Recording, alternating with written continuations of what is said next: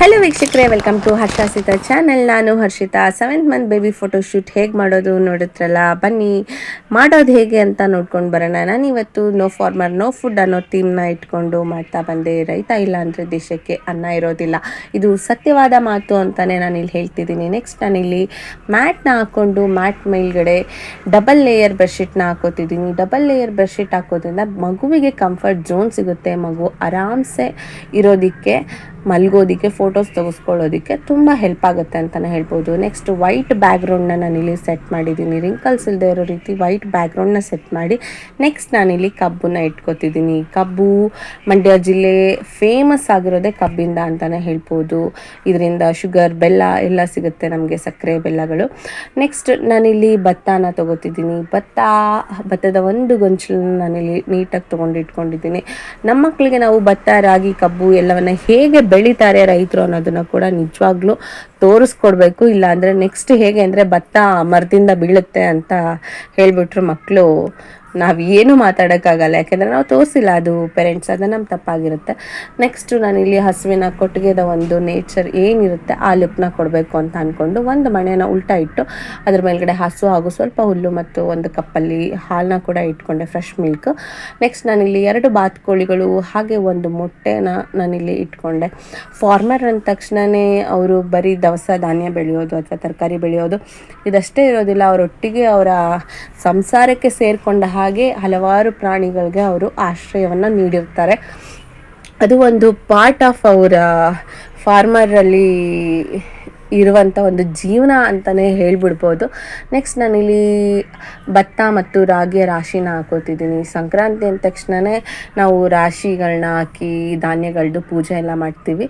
ಹಾಗೆ ಇಲ್ಲೂ ಕೂಡ ಮಾಡ್ತೆ. ನೆಕ್ಸ್ಟ್ ನಾನಿಲ್ಲಿ 7 ಕಾಳುಗಳನ್ನ ತೊಗೊಂಡಿದ್ದೀನಿ. ಕಡಲೆಬೇಳೆ, ಹುಳ್ಳಿಕಾಳು, ಕಡಲೆಕಾಳು, ಬೇಳೆ, ಹುರ್ಗಡ್ಲೆ, ಕಡಲೆ ಬೀಜ, ಹೆಸರು ಕಾಳು, ಹೀಗೆ 7 ತರಹದ ಕಾಳುಗಳನ್ನ ತೊಗೊಂಡಿದ್ದೀನಿ. ನಾನಿಲ್ಲಿ 7th ಮಂತ್ ಆಗಿದ್ದರಿಂದ 7 ಕಾಳುಗಳನ್ನ ತೊಗೊಂಡು ಒಂದೊಂದು ಕಪ್ನಲ್ಲಿ ಇಟ್ಕೊಂಡು ನೀಟಾಗಿ ಅಲೈನ್ ಮಾಡ್ತಿದ್ದೀನಿ. ನೋಡ್ತಿದ್ರಲ್ಲ ವೀಕ್ಷಕರೇ, ಪ್ರತಿ ಒಂದನ್ನು ನೀವು ಎಷ್ಟು ಚೆನ್ನಾಗಿ ಅಲೈನ್ ಮಾಡ್ಕೋತೀರಾ ಅನ್ನೋದ್ರ ಮೇಲ್ಗಡೆ ನಿಮ್ಮ ಫೋಟೋಸ್ ತುಂಬ ಚೆನ್ನಾಗಿ ಬರುತ್ತೆ ಅಂತಲೇ ಹೇಳ್ಬೋದು. ನೀವು ಕೂಡ ಇದೇ ರೀತಿ ಟ್ರೈ ಮಾಡಿ, ಆವಾಗ ನಿಜವಾಗ್ಲೂ ಫೋಟೋಸ್ ತುಂಬ ಚೆನ್ನಾಗಿ ಬರುತ್ತೆ. ನೀವು ಕೂಡ ತುಂಬ ಇಷ್ಟಪಟ್ಟು ನೋಡ್ತೀರಾ ಅಂತಲೇ ಹೇಳ್ಬೋದು. ಇದೆಲ್ಲ ನಮಗೆ ಇವತ್ತಿಗೆ ಕ್ಯೂರಿಯಸ್ ಅನಿಸ್ಬೋದು, ಬಟ್ ನಾಳೆ ನಮ್ಮ ಮಕ್ಕಳು ನೋಡಿದಾಗ ನಿಜವಾಗ್ಲೂ ಅವರು ತುಂಬ ಖುಷಿ ಪಡ್ತಾರೆ. ನಾನು ಈ ಏಜಲ್ಲಿದ್ದಾಗ ನನ್ನಮ್ಮ ಇಷ್ಟು ಕ್ರಿಯೇಟಿವ್ ಆಗಿ ಇಷ್ಟೆಲ್ಲ ಮಾಡಿದಾರಲ್ಲ ಅಂತಲೇ ಅನ್ಕೋಬೋದು ಅಂತ ನಾನು ಇಷ್ಟಪಟ್ಟು ಮಾಡ್ತಾಯಿದ್ದೀನಿ ಅಂತ ಹೇಳ್ಬೋದು. ನೋ ಫಾರ್ಮರ್ಸ್ ನೋ ಫುಡ್ ಅನ್ನೋದನ್ನು ಒಂದು ಥೀಮ್ನ ನಾನು ಸ್ಲೇಟ್ನಲ್ಲಿ ಬರೆದು ನೆಕ್ಸ್ಟ್ ಮನೆಯಲ್ಲೇ ಇದ್ದಂಥ ತರಕಾರಿಗಳನ್ನ ನಾನಲ್ಲಿ ಇಟ್ಕೊಂಡು ಅಲೈನ್ ಮಾಡ್ತಿದ್ದೀನಿ. ನೋಡ್ತಾ ಇದ್ದೀರಲ್ಲ, ಮೊದಲಿಗೆ ಕುಂಬಳಕಾಯಿ. ತರಕಾರಿಗಳು ಅಂದ ತಕ್ಷಣ ರಿಚ್ ಪ್ರೋಟೀನ್ ಇರುತ್ತೆ ಮತ್ತು ವಿಟಮಿನ್ಸ್ ಇರುತ್ತೆ. ನಮ್ಮ ದೇಹಕ್ಕೆ ಬೇಕಾದಂಥ ಎಲ್ಲ ಶಕ್ತಿಗಳನ್ನ ನಮ್ಮ ಧಾನ್ಯಗಳು ಮತ್ತು ತರಕಾರಿಗಳಿಂದ ನಮಗೆ ಸಿಗುತ್ತೆ ಅಂತಲೇ ಹೇಳ್ಬೋದು. ಮನುಷ್ಯ ಇಷ್ಟೆಲ್ಲ ಕಷ್ಟಪಡೋದು ಕೂಡ ಅವನ ಹೊಟ್ಟೆಗಾಗಿ, ಬಟ್ಟೆಗಾಗಿ, ಹಾಗೆ ಅವನ ಉತ್ತಮ ಆರೋಗ್ಯಕ್ಕಾಗಿ. ಆರೋಗ್ಯ ಇದ್ದರೆ ಬೇರೆ ಎಲ್ಲವೂ ಕೂಡ ತಾನಾಗೆ ತಮಗೆ ಒಲ್ದು ಬರುತ್ತೆ.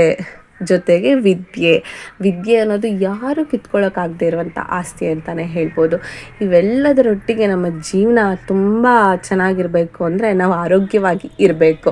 ಹಾಗಾಗಿ ಆರೋಗ್ಯವೇ ಭಾಗ್ಯ ಅಂತ ಹೇಳಿ ನಾವು ಎಲ್ಲ ವಿಟಮಿನ್ಸು ಮತ್ತು ತರಕಾರಿಗಳನ್ನ, ಊಟ ಬಲ್ಲವನಿಗೆ ರೋಗವಿಲ್ಲ ಅನ್ನೋ ಮಾತನ್ನು ಅರ್ಥ ಮಾಡಿಕೊಂಡು ನಾವು ಜೀವನದಲ್ಲಿ ಅಳವಡಿಸ್ಕೊಬಿಟ್ರೆ ನಮ್ಮ ಜೀವನ ಒಂದು ಮಟ್ಟಿಗೆ ಸುಧಾರಿಸುತ್ತೆ ಅಂತಲೇ ಹೇಳ್ಬೋದು. ನೋಡ್ತಾ ಇದ್ರಲ್ಲ, ಮನೇಲಿದ್ದಂಥ ಪ್ರತಿ ತರಕಾರಿ, ಈರುಳ್ಳಿ, ಹೀರೆಕಾಯಿ, ಬದನೆಕಾಯಿ, ಟೊಮೊಟೊ, ಹೂಕೋಸು, ನವಿಲುಕೋಸು, ಸೀಮೆ ಬದನೆಕಾಯಿ, ಕ್ಯಾರೆಟು, ಮೆಣಸಿನ್ಕಾಯಿ, ಹಾಗೆ ತೆಂಗಿನಕಾಯಿ, ಆಲೂಗೆಡ್ಡೆ, ಕೊತ್ತಂಬರಿ ಸೊಪ್ಪು, ಶುಂಠಿ, ಬೆಳ್ಳುಳ್ಳಿ, ಹಣ್ಣುಗಳಾದ ಆ್ಯಪಲ್, ಆರೆಂಜ್ ಅಂದರೆ ಕಿತ್ತಳೆ ಹಣ್ಣು, ಸೇಬು, ಎಲ್ಲವನ್ನು ಕೂಡ ಮನೇಲಿ ಏನೇನಿತ್ತೋ ಐಟಮ್ ಅದನ್ನೇ ಯೂಸ್ ಮಾಡ್ಕೊಂಡು ನಾನು ಇಲ್ಲಿ ಮಾಡ್ತಾಯಿದ್ದೀನಿ. ಬೇರೆ ಯಾವುದೂ ಕೂಡ ಎಕ್ಸ್ಟ್ರಾ ನಾನು ತೊಗೊಂಡಿಲ್ಲ ಅಂತಲೇ ಹೇಳ್ಬೋದು.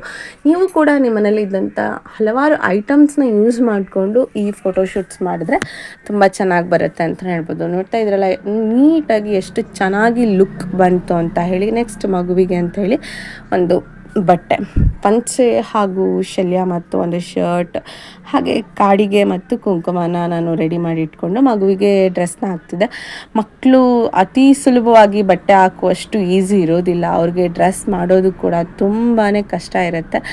ಔಟ್ಸೈಡಿಂದ ಯಾವಾಗಲೂ ಪಿನ್ ಹಾಕೋದಿದ್ರೆ ಹಾಕಬೇಕು, ಇಲ್ಲಾಂದರೆ ಒಳಗಡೆಯಿಂದ ಹಾಕಿದ್ರೆ ಮಗುಗೆ ಅದು ಚುಚ್ಬೋದು ಅಥವಾ ಇರಿಟೇಟ್ ಆಗ್ಬೋದು. ಮಕ್ಕಳಿಗೆ ಡ್ರೆಸ್ ಹಾಕಬೇಕಾದ್ರೆ ತುಂಬ ಕೇರ್ಫುಲ್ಲಾಗಿ ಹ್ಯಾಂಡ್ಲ್ ಮಾಡಿ ಅಂತಲೇ ಹೇಳ್ತಾ, ನೆಕ್ಸ್ಟ್ ನೋಡ್ತಾ ಇದ್ರಲ್ಲ ಎಷ್ಟು ನೀಟಾಗಿ ನಾನು ಔಟ್ಸೈಡಿಂದನೇ ಪಿನ್ ಹಾಕ್ತಿದ್ದೀನಿ. ಇನ್ಸೈಡ್ ಹಾಕಿದ್ರೆ ಅದು ಮಗುವಿಗೆ ಇರಿಟೇಟ್ ಆಗ್ಬೋದು ಅಥವಾ ಚುಚ್ಬೋದು ಅಂತ ಹೇಳಿ ನೀಟಾಗಿ ನೀವು ಕೂಡ ಇದೇ ರೀತಿ ಮಾಡಿ ನಿಮ್ಮ ಮಗುವಿಗೆ ಸೇಫ್ಟಿ ನೋಡ್ಕೊಂಡು ಮಾಡಿ ಅಂತಲೇ ಹೇಳ್ತೀನಿ. ನೆಕ್ಸ್ಟ್ ಮಗುವಿಗೆ ಪುಟ್ಟದಾಗಿ ಮೀಸೆ ಬರೆದು ಟೋಪಿ ಕಟ್ಟಿ ಅವನ್ನ ಮಲಗಿಸಿ ಆ ಜಾಗದಲ್ಲಿ ಫೋಟೋ ತೆಗಿಯೋಷ್ಟ್ರಲ್ಲಿ ತುಂಬ ಸುಸ್ತಾಯಿತು ನನಗೆ ಅಂತಲೇ ಹೇಳ್ಬೋದು.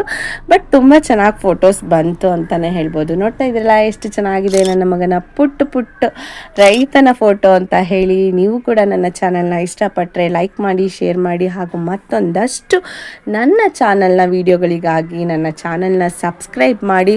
ಇದು ಹೊಸದಾಗಿ ನಾನು ಸ್ಟಾರ್ಟ್ ಮಾಡಿರುವಂಥ ಚಾನಲ್, ನನಗೆ ಸಪೋರ್ಟ್ ಮಾಡಿ, ಸಬ್ಸ್ಕ್ರೈಬ್ ಮಾಡಿ ಅಂತ ಹೇಳ್ತಾ ವೀಕ್ಷಕರೆಲ್ಲರಿಗೂ ಥ್ಯಾಂಕ್ ಯು.